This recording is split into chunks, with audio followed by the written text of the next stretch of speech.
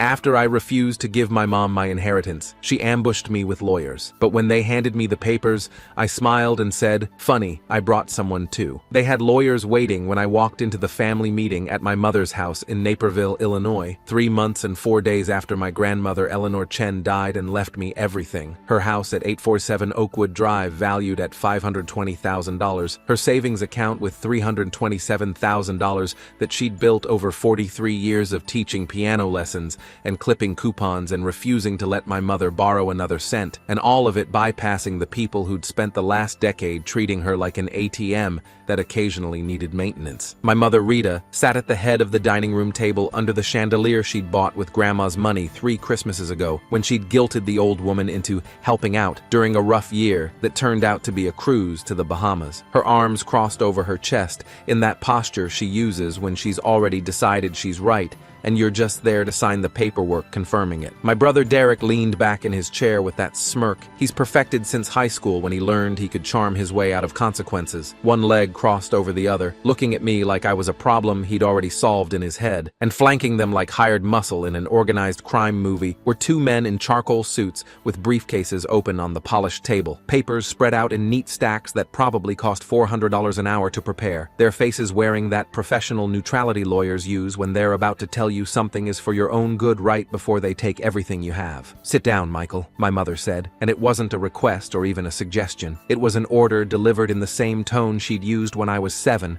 and had tracked mud on her carpet, when I was 15 and had forgotten to take out the trash, when I was 23 and had told her I wasn't lending her money from my first real paycheck. I'm Michael Chen, 29 years old, youngest of 2 children, the one who took calculus in high school and got a degree in accounting from Northern Illinois University, and now works at a mid-sized firm downtown doing tax preparation for small businesses. And more importantly, the one who actually showed up for Grandma Eleanor when she needed someone to drive her to oncology appointments at 6 a.m. on Tuesdays and hold her hand while poison dripped into her veins, trying to kill the cancer that was killing her faster. 3 months ago, January 18th, 2024, at 3:47 a.m., according to the hospice nurse's notes I still have in a folder in my apartment, Grandma died in her bedroom with me sitting in the chair beside her bed because I'd been staying over every night that last week, sleeping in 2-hour shifts, waking when her breathing changed, knowing the end was close but not how close, until it arrived with a quiet exhale that sounded like relief. The will reading happened 11 days later in a lawyer's office that smelled like leather and old coffee, and when attorney Marcus Webb read the part that said, "I leave my entire estate to my grandson Michael Chen, who has shown me more love in the last 5 years than anyone else has shown me in 50. My mother's face went from composed to white to red in about 15 seconds, and Derek had actually laughed, this short, disbelieving bark, before saying, "She was kidding, right? She had to be kidding." But Grandma Eleanor hadn't been kidding. She'd been lucid and specific,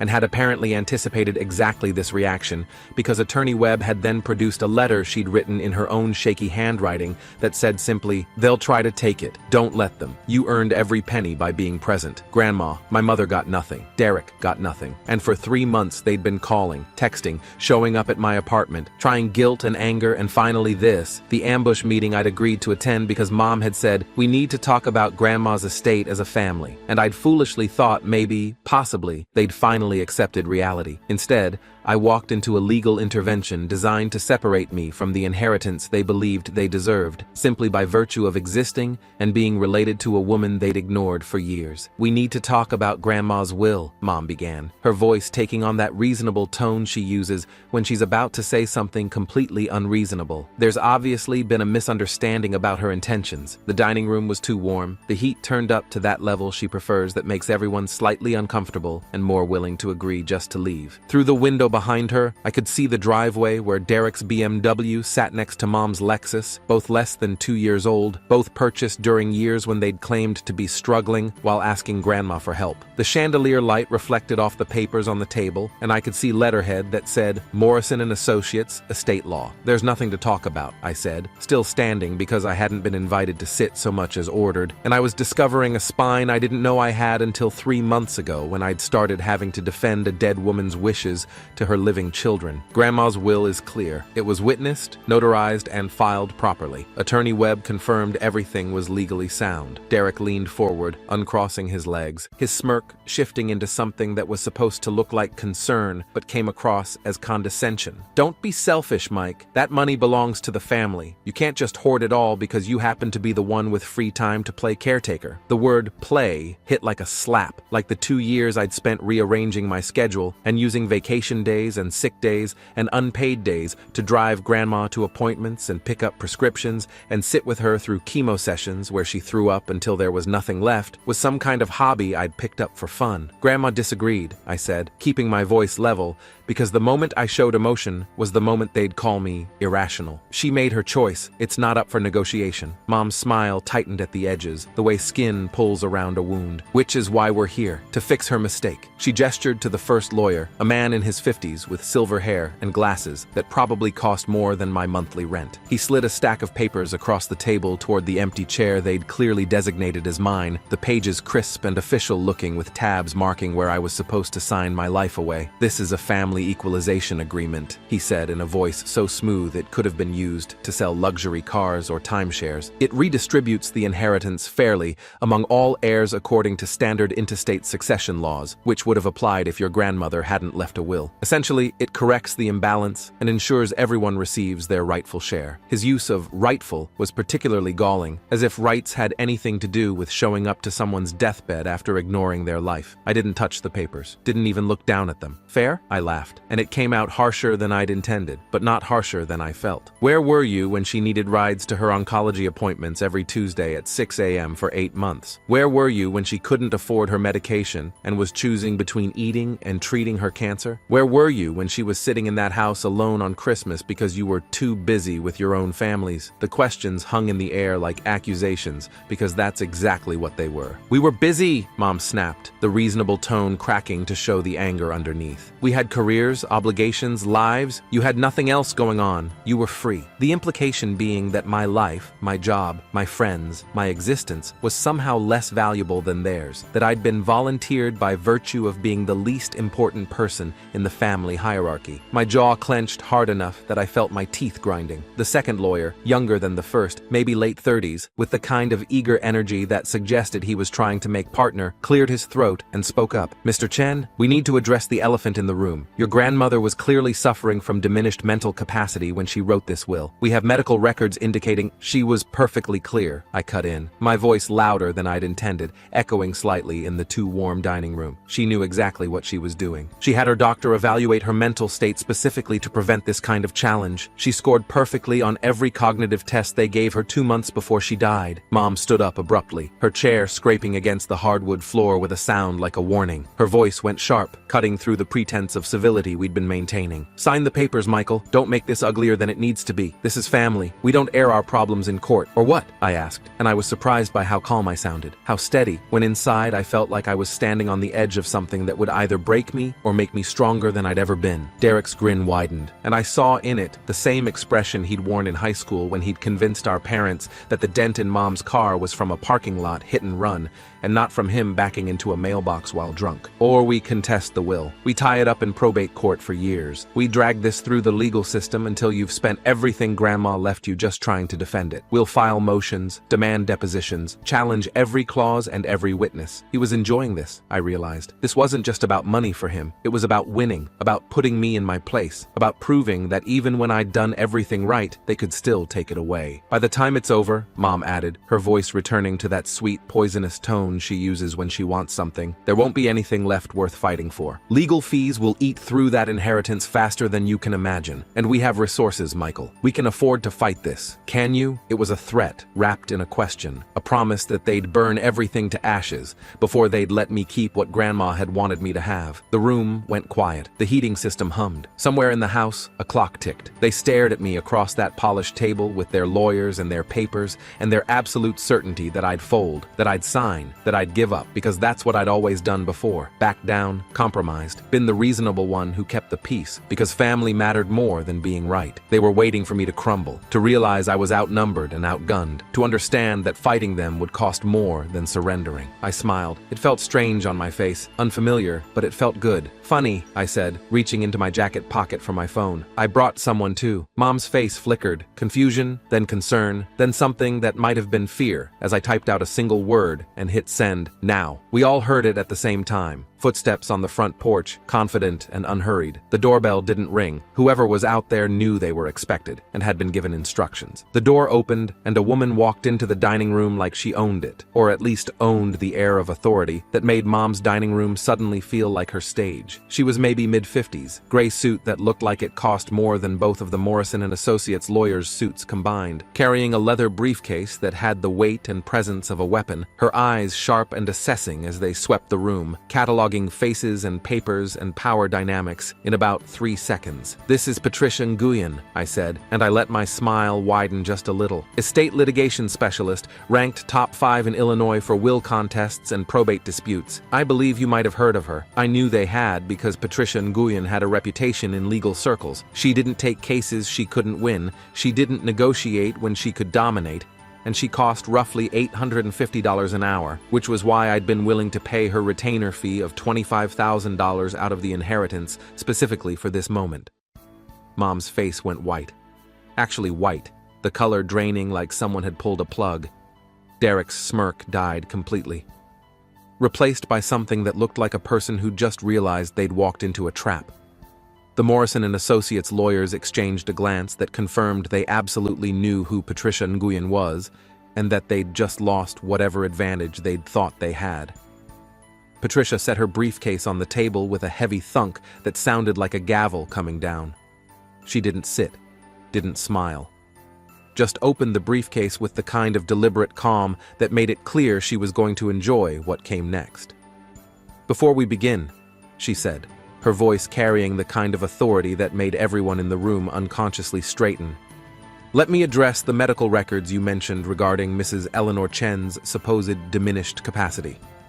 She pulled out a folder, not a thin one, but a thick accordion file that suggested months of preparation. She slid it across the table to the first Morrison & Associates lawyer, who picked it up with hands that weren't quite steady. "Psychiatric evaluation conducted by Dr. Raymond Patel on November 15, 2023, 2 months before Mrs. Chen's death. Complete cognitive assessment including mini mental state examination, where she scored 29 out of 30. The evaluating physician noted in his summary that her mind was, and I quote, exceptionally sharp for her age, with no signs of dementia, confusion, or impaired judgment. Dr. Patel will testify to this if needed. He's already agreed."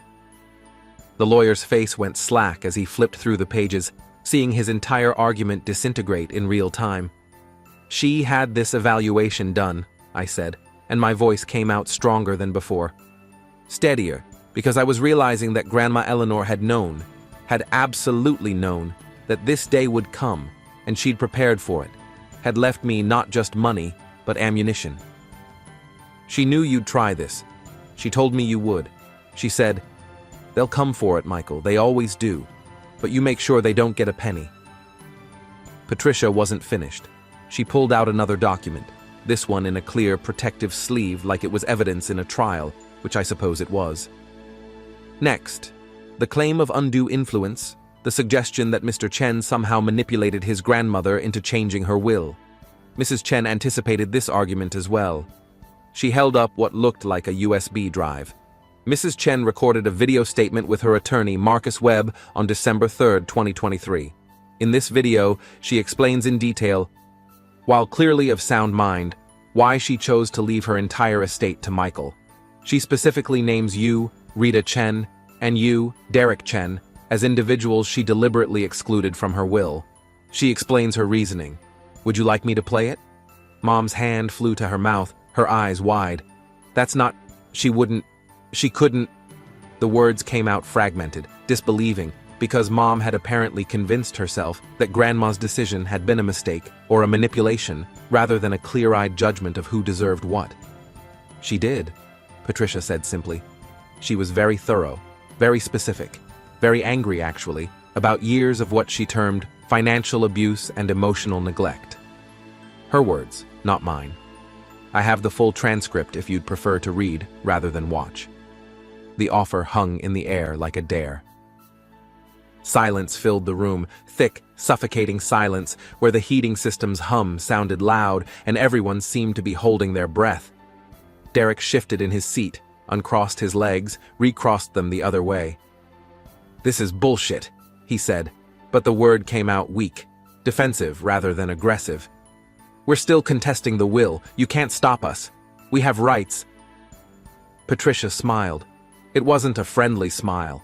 It was the smile of a predator who just spotted prey that didn't realize it was already caught. "Please do contest it. I encourage you to. Discovery will be absolutely fascinating." She pulled out a third folder, this one even thicker than the first. "Because if you contest this will, if you force this into probate court and demand a full investigation into Mrs. Brake, Eleanor Chen's final wishes, and the family dynamics that led to those wishes, we will subpoena everything. And I mean everything." She opened the folder and started pulling out documents like she was dealing cards in a game she'd already won. "We'll subpoena your phone records, Rita Chen. All of them, including the 15 documented times over the past 5 years that you called your mother asking for money. We'll present text messages to the court, messages where you called her selfish and cruel for refusing to fund your kitchen renovation in 2021. Messages where you said, and I'm quoting directly here, 'What's the point of you having money if you won't help your own daughter?' We'll let a judge read those." Mom's face had gone from white to red, blotches appearing on her cheeks like stains spreading. Her mouth opened, but no words came out. Patricia moved to the next stack of papers. "And Derek Chen, we'll pull your complete credit history and financial records, including the promissory note you signed on August 12, 2019, when you borrowed $30,000 from your grandmother for what you claimed was a business investment. A loan you never repaid. A loan you apparently forgot about entirely until we started investigating the estate." She slid a copy of the promissory note across the table. Derek's signature was clearly visible at the bottom, as was Grandma's shaky handwriting noting the date and amount.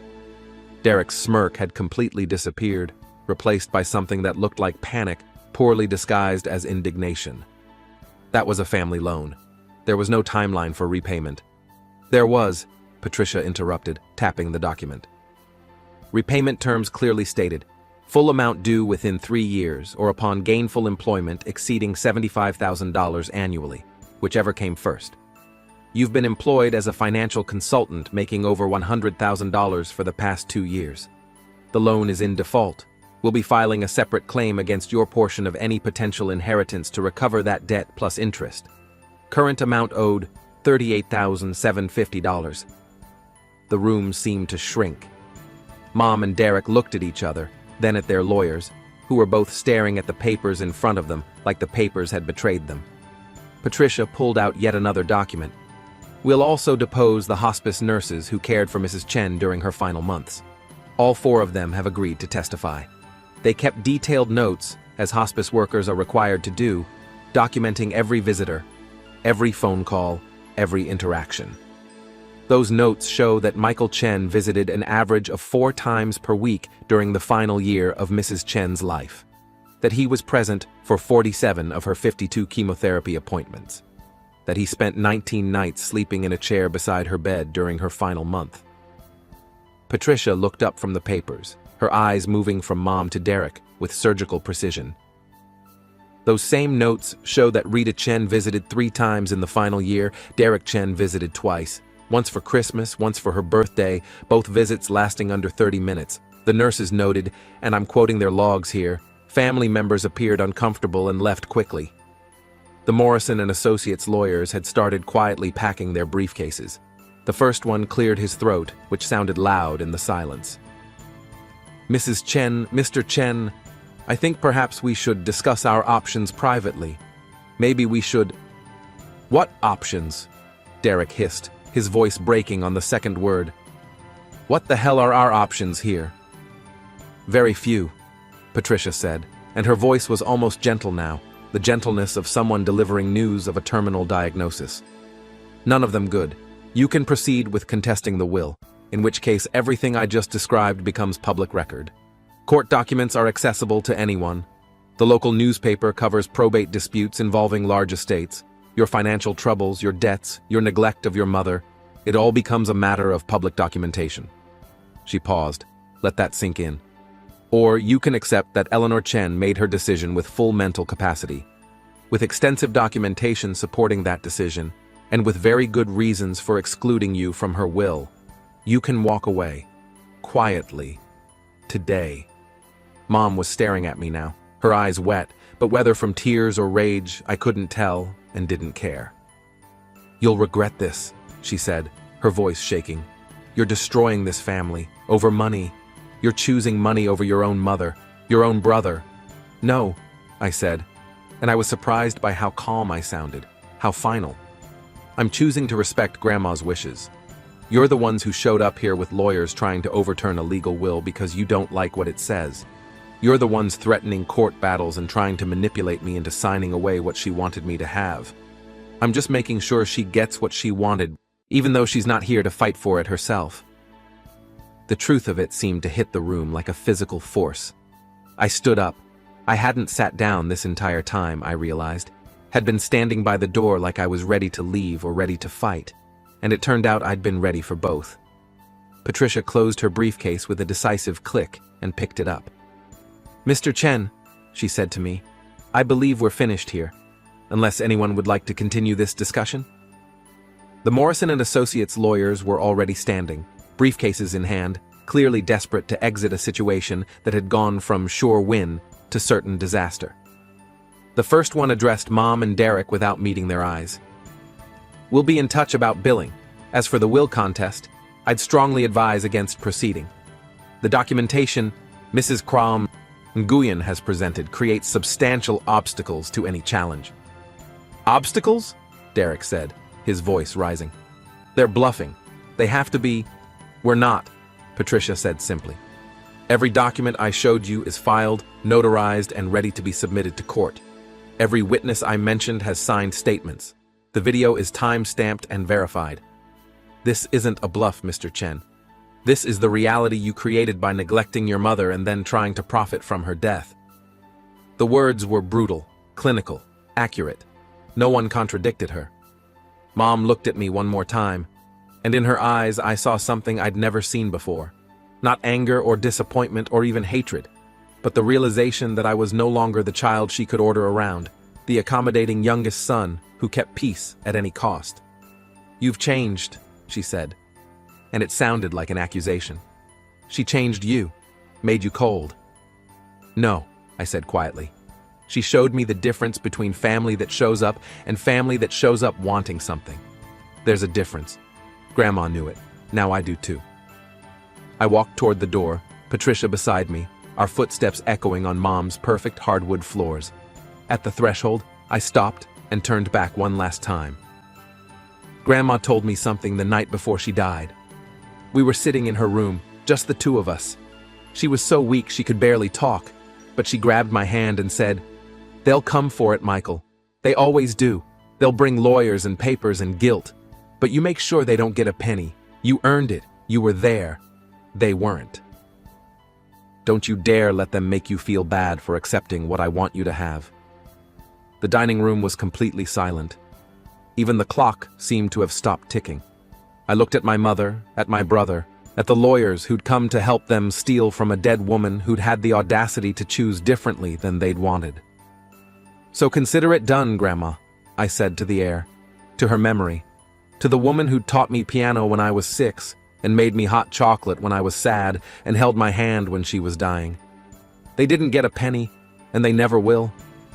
Patricia and I walked out together, leaving them sitting in that too-warm dining room with their worthless papers and their empty threats, and the dawning realization that sometimes the person you underestimate is the one who ends up with all the power. The door closed behind us with a soft click that sounded, to my ears, exactly like justice.